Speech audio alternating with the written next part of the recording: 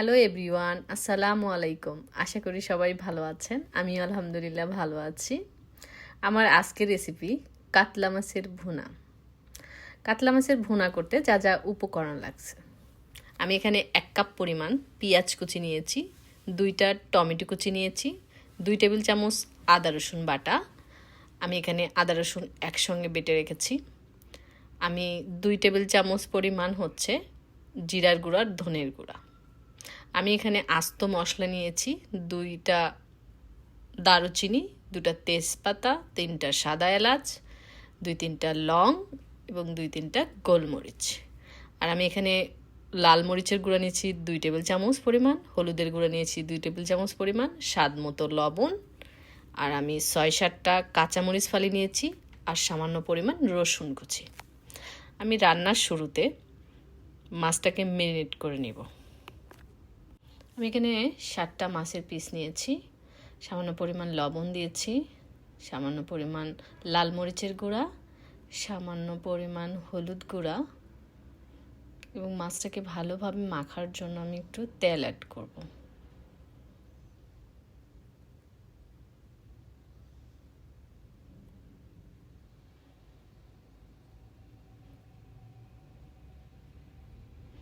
মাছটা ভালোভাবে মাখায় নিব একটু হাত দিয়ে। আমার মাছটা মাখানো হয়ে গেছে। চুলায় একটা প্যান গরম করতে দিয়েছিলাম, গরম হয়ে গেছে। এখন পরিমাণ মতো তেল দিব। তেলটা গরম হয়ে আসছে, মাছগুলো দিয়ে দিব।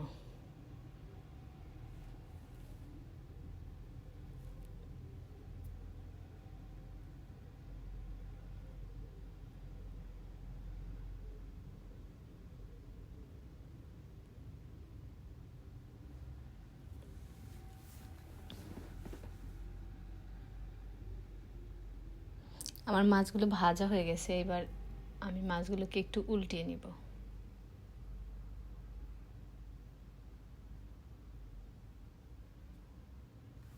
আমার মাছগুলো একদম ভাজা হয়ে গেছে, দেখেন কত সুন্দর হয়েছে, ইয়াম্মি। এবার চুলায় আরেকটা প্যান বসিয়েছি, প্যান গরম আসলে তেলটা দিয়ে দিলাম। এবার আস্ত মশলাগুলো দিয়ে দিব আর সামান্য পরিমাণ রসুন কুচি দিব। একটু নেড়ে দিব, চুলার আঁচটা একটু কমাই দিব, নাহলে পুড়ে যাবে। এবার পেঁয়াজ কুচি দিব।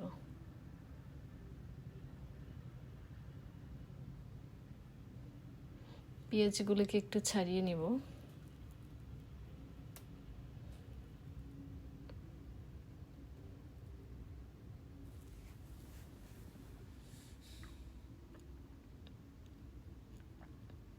এবার আদা রসুন বাটা দিব।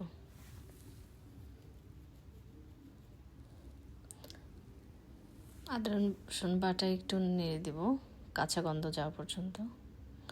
এবার টমেটো কুচি অ্যাড করব,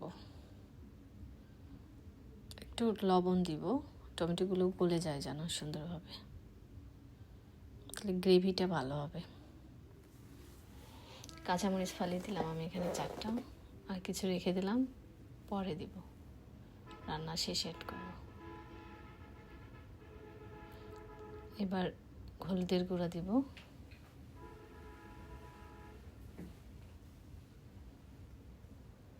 মরিচের গুঁড়া দিব, ধনের গুঁড়া দিলাম, জিরার গুঁড়া দিলাম একটু,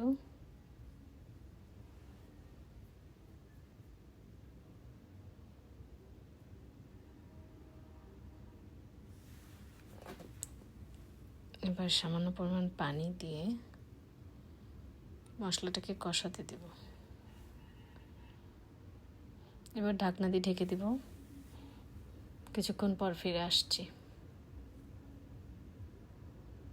এবার ঢাকনা উঠিয়ে একবার একটু নেড়ে দেব।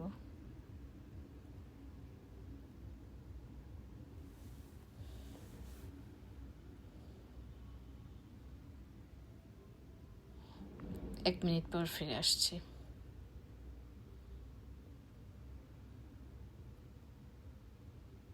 মিনিট পর এসে মাছগুলোকে দিয়ে দেব। মশলাটা কষানো হয়ে গেছে।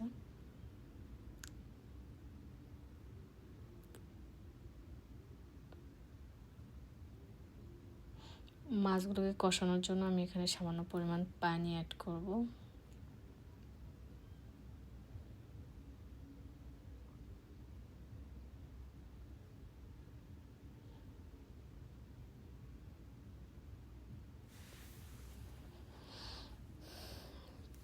কিছুক্ষণ পর ফিরে আসলাম ঢাকনা উঠিয়ে। মাছটা খুব সুন্দর একটা কালার আসছে, স্মেলটাও দারুণ মজার, সুন্দর অ্যারোমা ছড়াচ্ছে, রান্নাঘরটা গন্ধে মৌ মৌ করছে।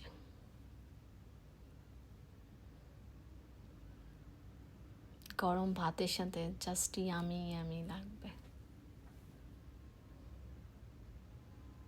আপনারাও এইভাবে রান্না করে খেয়ে দেখবেন। এই তো মাছটা আমার কষানো হয়ে গেছে, এবার আমি জল দিয়ে দেব।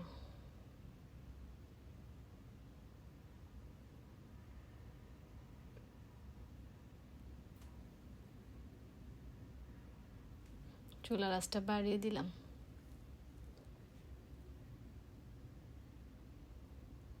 কিছুক্ষণ পর ঢাকনা উঠিয়ে একটু নেড়ে দেব। কাঁচামরিচ ফালি দিয়ে দিলাম, যেগুলো রেখে দিয়েছিলাম আমি।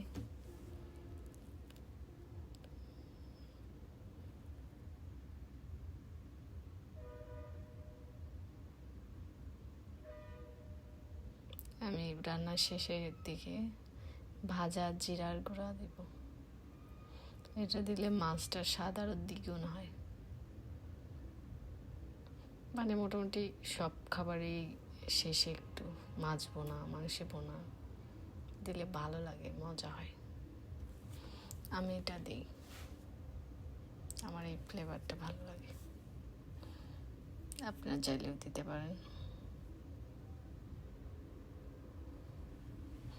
আমার রান্নাটা হয়ে আসছে, দেখেন কি সুন্দর গ্রেভি। আমি চুলাটা বন্ধ করে দিলাম। এই তো রান্নাটা পরিবেশন করলাম, খুব সুন্দর হয়েছে। আপনারা এইভাবে একবার হলেও রান্না করে খেয়ে দেখবেন। আল্লাহ হাফেজ, সবাই ভালো থাকেন। আসসালামু আলাইকুম। আপনারা একবার হলেও আমার এই রেসিপিটা ফলো করে বাসায় রান্না করে খেয়ে দেখবেন, কত মজা লাগে। আর আমার পেজটাকে ফলো করবেন, লাইক, কমেন্ট, শেয়ার, সাবস্ক্রাইব করবেন। ধন্যবাদ সবাইকে। আল্লাহ হাফেজ।